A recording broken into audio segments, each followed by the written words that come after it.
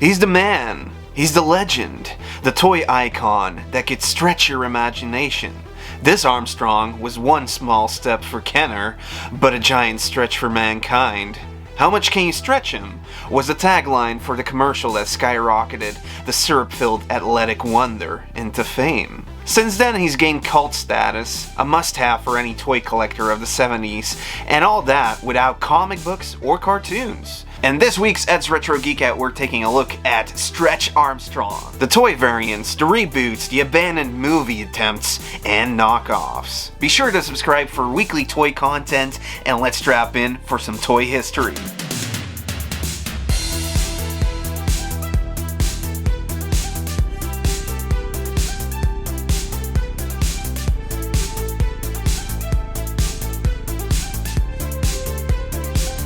The year was 1976 when Hasbro introduced their brand new action figure, a large gel-filled doll. With a remarkable gimmick, it could be stretched from its original size to about 3 times the size. Not only could it stretch, but it would also remain that way for a brief moment, and then slowly go back to... You can stretch him alone or with a friend, it will always stretch back to his original form. Pull, stretch, and shape him into many fantastic superhuman positions. Try the following stretches like the African Stranglehold, the Boa Buster, the Giant Pretzel, or the Sitting Bull, and hundreds more of your own. The toy also had an important note. Even though Stretch is tough, his skin can be injured, but also easily fixed with a band-aid if you puncture the latex skin. A fate many of these action figures suffered in the late 70s because of how he was made. And so the creation took place in 1974. The toy's concept was created by Jess Horwitz, an industrial designer at Kenner's R&D group. He also helped create Strawberry Shortcake and the Care Bears. He got the approval for development by Jeep Kuhn, Kenner's vice president at the time. Simply called the Stretch Man at first, they had a couple ideas for the look of the toy. One was a sumo wrestler whose body type didn't prove to be the right fit for the toy. The other idea was a muscular All-American. And it's Kenner's model maker Richard Dubag that casted the body and sent off the resin model to a latex doll manufacturer in New Jersey. Now that's all good, but where did he get his stretching superpowers from? Originally they were gonna go with springs, but they could easily pierce the skin or injure kids that were playing with it. Kuhn, who was also a chemical engineer, came up with the genius idea of a liquid that he would make from Caro corn syrup. They raided a local supermarket and boiled down the corn syrup to the perfect viscosity. And a couple of cornfields later, they were on a plane to Cincinnati, Ohio, and presented the concept to Kenner's president, Bernie Loomis. Fast forward a couple months and Bill Armstrong had developed the Speedo-wearing athletic contortionist we all know and love. The head sculpt and body silhouette has become a classic toy that was on the want list for many kids in the late 70s. He was quickly a bestseller alongside the Bionic Woman and Pong games during the holiday season. It also made Kenner one of the largest consumers of corn syrup in the country. Now this latex bag of syrup also made Kenner over $50 million back in the day, as it was flying off the shelves at $11 a pop. It was a hot toy and got played with all the time, and because not many survived, an unspoiled original Stretch action figure today will go for a nice amount. But how do you maintain a 40-year-old rubber toy? 4 main factors should be taken into consideration: air, UV light, temperature, and oils. First off, you're gonna have to keep him away from air.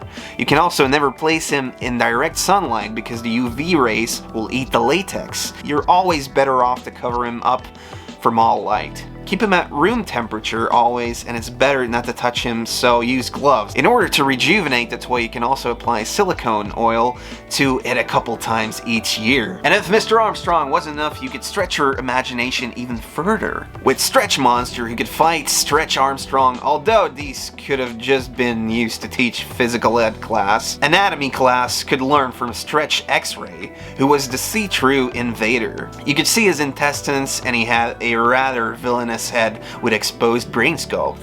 You could finally see the corn syrup in action as well. Another villain for the Stretch doll was a Stretch Serpent. Boy, did they dive in deep to come up with these names, huh? Cause it's eerie fun to stretch a serpent. For youngsters, you could get Ollie or Olivia, the Stretch Octopus, who was a bit less stretchy as the tentacles were the only extendable parts. As popularity grew for the toy, other manufacturers were eager to get their part in stretching the market. There are almost 70 different Stretch Armstrong variations that have been released from 76 up to 1990.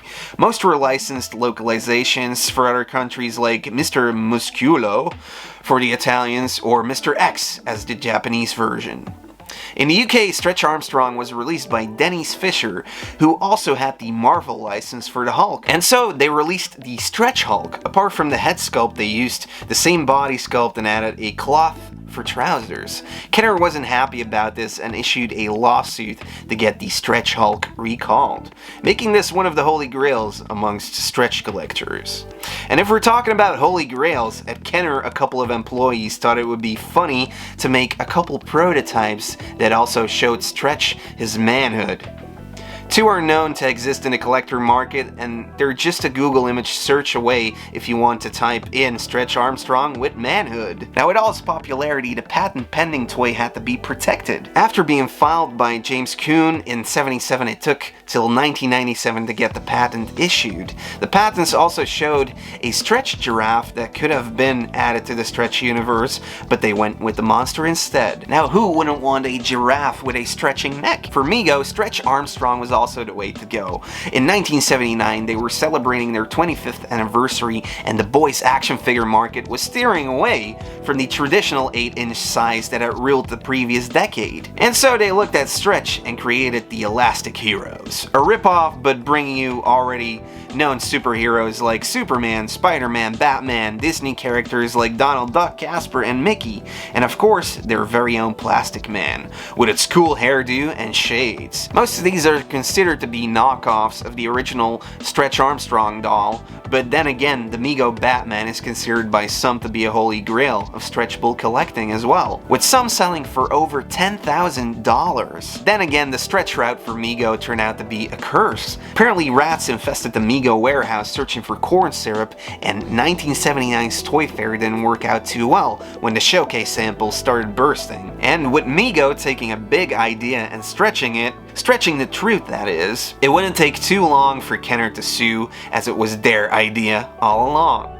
In 1980, Kenner's CPG Products Corporation filed a lawsuit versus Mego Corporation for patent infringement. When Mego wanted to bring stretchable toy figures to the Mexican firms under their Mego license, they would also bring Kenner's trade secrets with it. And so the Elastico released by Ensueno got to the toy market. But you can also consider yourself lucky if you get a Plastic Man of your own. Putting on the pants, your elastic superhero's figure's legs and arms will stretch. And as you stretch him, it becomes ever so easy to put on his pants and vest.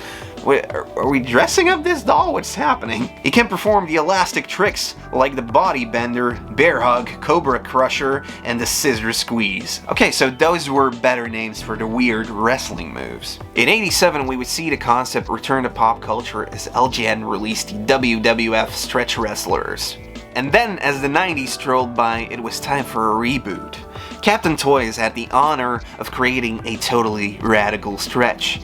They even gave him a canine sidekick called Fetch Armstrong, America's favorite four-legged stretching hero. Stretch got a 90s makeover with whacked out face sculpt, vanity shirt, and shorts. And it's around this time that I first got exposed to the rubber hero, as he was one of the prizes in a TV game show for kids. Every time they showed that rad-looking toy, I hoped I could enter the contest to win one. And so far, all of the Stretch action figures were based on the retaining stretching feature, thanks to the corn syrup. But then Vac-Man came onto the scene, and it was something completely different. He came delivered with a pump which you could attach to a socket on his head. The air could be sucked out until the body became rigid. This allowed you to shape him and keep him that way until you would push a button on his head, allowing the air to flow back in, and so he would return to his original form. The insides of Vac-Man weren't too far away from the corn syrup, as its grainy contents were just leftovers from ground-up corn cobs. The first ever vacuum-powered action figure, and the arch enemy of Stretch Armstrong. And then there was also the mini line, in which we would also see X-Ray coming back as Stretch evil brother called X-Ray Wretch Armstrong, with a mohawk, but also the Vac Pack, consisting of Humonger, Claudius, and Grapplor, who all worked at the Vactory. Yeah, the factory. This was a playset in which you could create your very own Vac Man, and you could even add to your Vac army with Factory Battle Pack extensions.